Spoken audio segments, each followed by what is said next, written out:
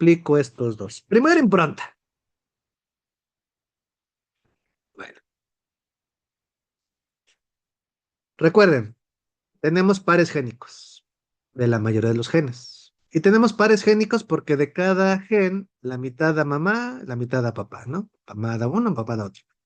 Cuando una célula necesita usar un gen, lo que más frecuentemente sucede es que utiliza ambas copias de manera indiscriminada, usa los dos genes, ¿sale? Pero a veces, cuando un gen necesita ser utilizado por una célula, se necesita forzosamente usar una de las dos copias, puesto que si se usaran las dos o se usara ninguna, generaría enfermedad. Cuando esto se necesita a nivel celular, se inactiva cualquiera de los dos al azar, ya sea el materno, ya sea el paterno. Cuando una célula necesita pagar una de las dos copias que tiene de un par génico, la mayoría de las veces la inactivación de uno de ellos sucede al azar. En la mitad de las células se silencia el materno, en la otra mitad de las células se silencia el paterno. ¿Sale? Pero existen unos genes muy especiales dentro de estos, que son los genes con impronta genómica. Concepto.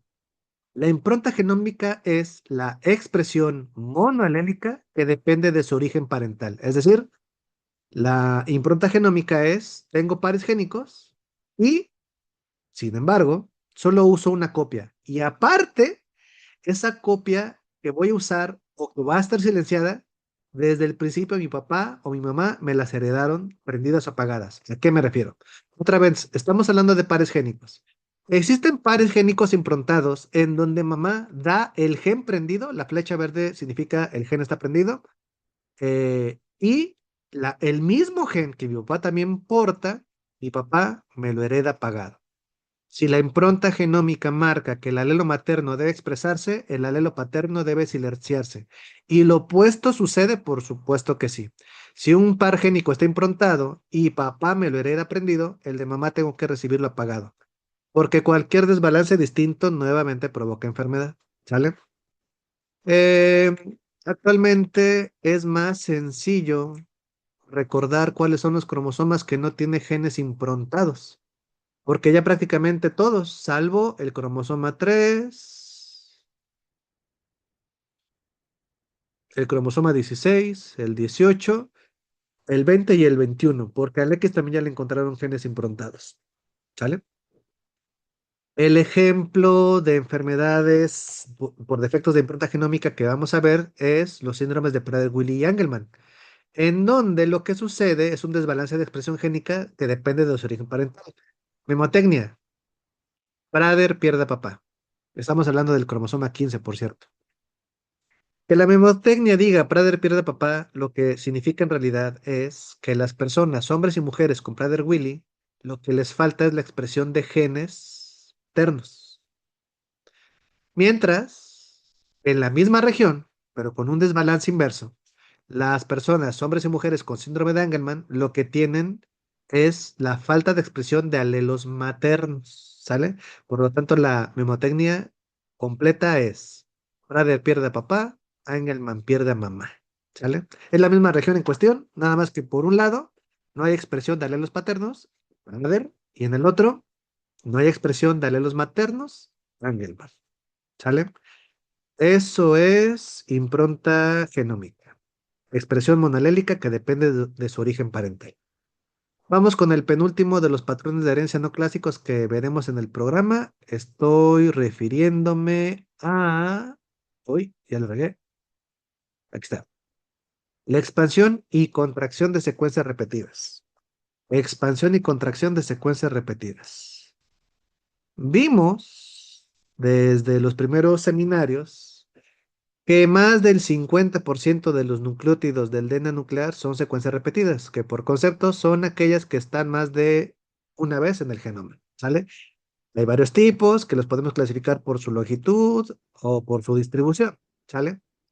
Pero importante para esta historia, varias. La primera, los repetidos pueden estar en cualquier parte del genoma, dentro o fuera de los genes, es decir, dentro de los genes y fuera. Me refiero, vamos otra vez. Dentro de los genes me refiero a sus exones e intrones. Fuera de los genes me refiero a regiones reguladoras que controlan los genes, ¿no? Y existen ejemplos tanto de expansión como de contracción, aunque lo más frecuente es que se deban a enfermedades patogénicas por expansión de secuencias repetidas. ¿Vale? Bueno, ¿cuál es el problema de la herencia no tradicional para ustedes por expansión de secuencias repetidas y su contracción?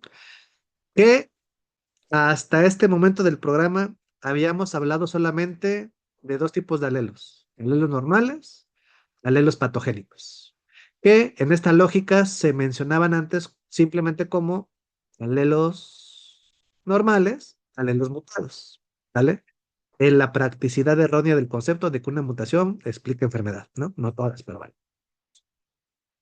Solo obteníamos alelos buenos, alelos malos, ¿sale? Pero ahora, en la lógica de la herencia no tradicional por expansión y contracción de repetidos, vamos a hablar de alelos intermedios o de alelos premutados. Así le pusieron, yo no me inventé el término, ¿sale? Bueno, es decir, vamos a tener alelos normales. ¿Y cuál es el problema de los alelos normales? Ninguno, porque son normales. Vamos a tener alelos intermedios, que su principal problema son dos. Los alelos intermedios o premutados tienden a expandirse a la siguiente generación y ya provocar enfermedad.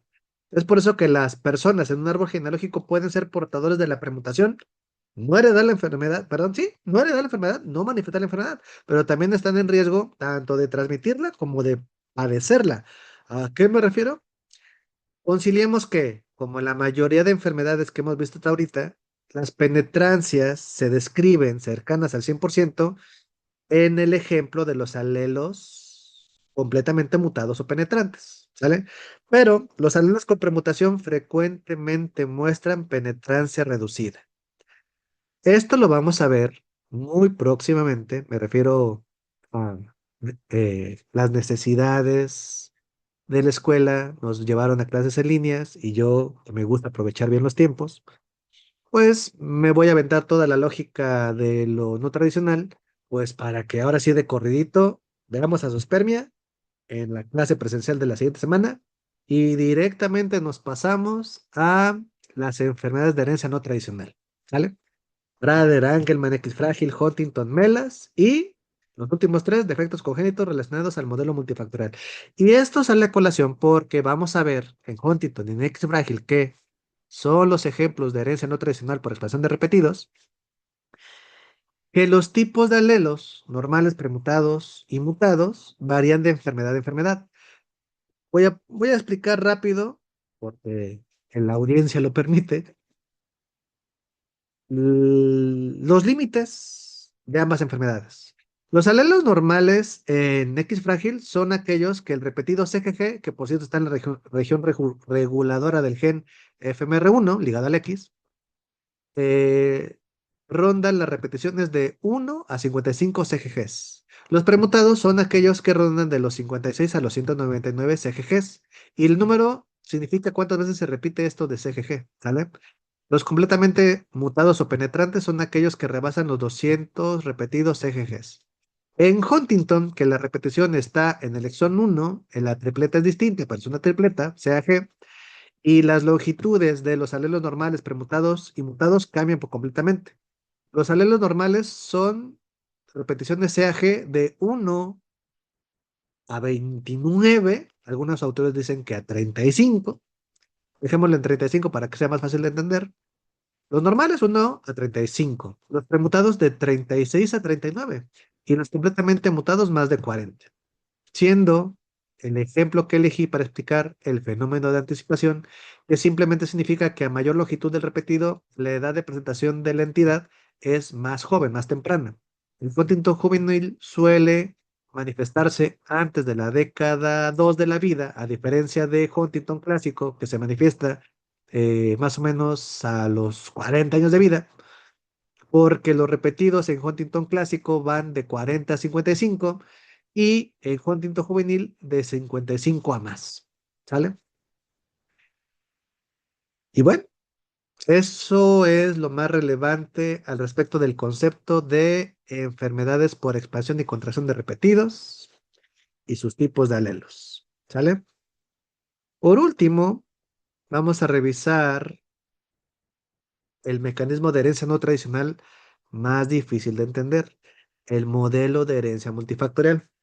Lo peor que perdió el programa de la Escuela Pablo Guardado Chávez en la revisión de sus contenidos al respecto de medicina genómica fue dejar de profundizar en esto, la herencia multifactorial. Sepan ustedes que absolutamente cualquier enfermedad, incluso la propia salud, puede estudiarse desde esta perspectiva. Es decir, la vida misma está causada por la sumatoria de factores genéticos y ambientales para permitir salud o enfermedad. Y dentro de este mismo tema, en ese no tradicional multifactorial, me gusta explicarles este concepto que alguna vez estudié y me encantó porque es muy práctico como yo, no se metió en broncas. Es el modelo de herencia de la causa suficiente. Este modelo dice, hay enfermedades en donde interactúa genes y ambiente, el que vamos a ver. Pero hay enfermedades causadas solamente por genes, pero varios. Eso en esencia es herencia poligénica. Es otro patrón de herencia nutricional. No lo vamos a ver. Luego también presupone que hay enfermedades solamente de causas ambientales, pero hay muchos asegúnes. Y en realidad, las que habíamos visto hasta ahorita eran aquellas causadas solamente por un gen, una mutación, está sano o está enfermo. ¿Sale? Bueno, ya les platicaba, la herencia multifactorial corresponde a la sumatoria de factores favorecedores, genéticos y mentales, para que alguien se enferme de algo. Cualquiera, de manera aislada, de estos factores genético o mental, por sí solo, no puede determinarle la enfermedad, porque si por sí solo lo determinase, eso ya no es multifactorial, eso es monocausal, y ese universo queda atrás para esta lógica. El libro así lo menciona y referencias un poco más modernas se van más allá al entender que los factores genéticos nos estamos refiriendo a todos los factores biológicos, no solamente a los genes, sino a cómo se usan, cómo se guardan, cómo se utilizan, cómo se procesan, cómo se transcriben, cómo se traducen, cómo funcionan juntos con otros genes, es decir, lo que llamaríamos metagenómica, alias la materia que no aceptó en la escuela generáramos. Factores ambientales y, por supuesto, factores matemáticos probabilísticos, difíciles de dar a entender, calcular, que hay un posgrado relacionado a estos factores caóticos, entrópicos, pero que en realidad participan en todas las enfermedades, lo que llamamos herencia. El modelo multifactorial en genética de poblaciones se basa o utiliza como un recurso importante la distribución normal, también conocida como campana de Gauss. Las gráficas representan una población y en la versión fácil de entender es una población la gráfica que de izquierda a derecha, los individuos de esta población gaussiana simplemente tienen una mayor sumatoria de factores genéticos y ambientales. Ojo, no estoy disecando lo genético de la mentalidad, va junto, son individuos, es una población. Este individuo tiene una menor carga genética y mental que este individuo, el cursor lo está representando. Este individuo tiene una mayor carga genética y mental que estos, pero importante para la historia, los tres mencionados son sanos, puesto que se padece la enfermedad hasta que se rebasa un límite que conocemos como umbral. Del umbral a la izquierda todos sanos, del umbral a la derecha todos enfermos. ¿Vale? Y lo que mi presentación sexista intenta demostrar es un hecho biológico inequívoco. Para la mayoría de las enfermedades multifactoriales existe un umbral o límite distinto dependiendo del género, masculino o femeninos, y también marca un hecho biológico claro. Para la mayoría de las enfermedades multifactoriales se necesita una menor dosis favorecedora para enfermar a un hombre que para enfermar a una mujer. Para casi todas las enfermedades, en realidad biológicamente, el sexo fuerte son las mujeres, puesto que tienen mayor carga de resiliencia biológica en los genes que guardan y que utilizan. La explicación más sencilla de entender es que, acuérdense, en nuestra especie las mujeres sí tienen pares génicos de todo, tienen dos copias, ¿sale? Entonces ese badaje extra en comparación a los masculinos de nuestra especie, pues les da protección para una gran cantidad de enfermedades, pero también les predispone a otras.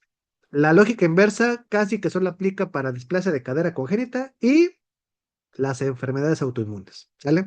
Y esto es lo mismo, nada más que intenta representar el tiempo. El tiempo de exposición a estos factores ambientales es muy determinante. El ejemplo obvio son los defectos congénitos. Si la sumatoria de factores no se presentan en la vida prenatal, pues no se puede provocar un defecto congénito después de nacer. Por concepto, tiene que suceder en la embriogénesis o en la organogénesis, ¿vale? Y lo más difícil de entender de esto, aparte del modelo del umbral, es los conceptos de concordancia y de heredabilidad. La concordancia, pues es, en este tema, para no irme por las ramas porque quedan 6 minutos, la concordancia es dos o más personas, porque puede ser aplicable a poblaciones, que tienen, comparten la misma enfermedad o fenotipos de origen biológico común. Ejemplo más obvio, en mi familia, todos los que tenemos diabetes, somos concordantes a diabetes. En mi familia, todos los que tenemos hipertensión, pues somos concordantes a hipertensión, ¿sale? A eso hace referencia la concordancia. La concordancia o la agregación familiar para enfermedades multifactoriales puede ser muy obvia, como los ejemplos que mencioné, pero puede también ser velada, obviamente, responsabilidad de entenderlo, conocerlo, los genetistas, al ver, déjenme ver si aquí lo puse, sí. Por ejemplo, a modo de ejemplo, el autismo, la discapacidad intelectual, la esquizofrenia, la epilepsia, las cardiopatías congénitas y algunos tipos de cáncer guardan una base biológica común, de tal forma que podemos hablar de concordancia entre estas enfermedades. Y por último, el concepto de la heredabilidad, lo más difícil de entender. Paso número uno. Heredabilidad no es lo mismo que hereditario. Hereditario hace referencia de que se pueda seguir transmitiendo en la familia. La heredabilidad es, como en el libro pueden consultar, la proporción de la varianza fenotípica de causa genética. La heredabilidad es la proporción de la varianza fenotípica que causan los genes. Cuando ya memorizas el concepto, tú crees que lo que significa en qué proporción los genes participan en este modelo multifactorial, pero no es cierto. En realidad, al entender el concepto cada una de sus palabras, lo que te explica la heredabilidad es en qué proporción los genes explican mejor la diferencia clínica entre los afectados. Es decir, recuerden, en las enfermedades todas siempre hay expresividad variable, es decir, un espectro clínico que va de los individuos que tienen un padecimiento leve o un padecimiento grave, siendo el mismo padecimiento. Diabetes, hipertensión, esquizofrenia, epilepsia, autismo, depresión, ansiedad, alcoholismo. Todo eso aplica en escalas clínicas de severidad, aunque usted no lo crea. ¿Sale? Bueno. Cuando las enfermedades tienen una heredabilidad alta, la variabilidad depende más de los genes que del ambiente.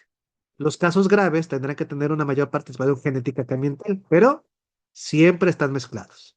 Por el contrario, en enfermedades con heredabilidades bajas, los casos graves tendrán una participación ambiental mayor que de causa genética, y los casos leves tendrán una mayor participación genética que ambiental.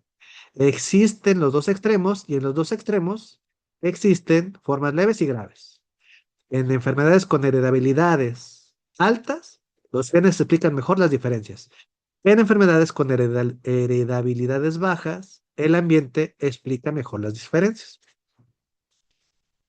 Y todos en realidad somos, por no decir mosaico, digamos un menage de factores favorecedores de alta, mediana, baja predominancia en un ambiente en constante presión.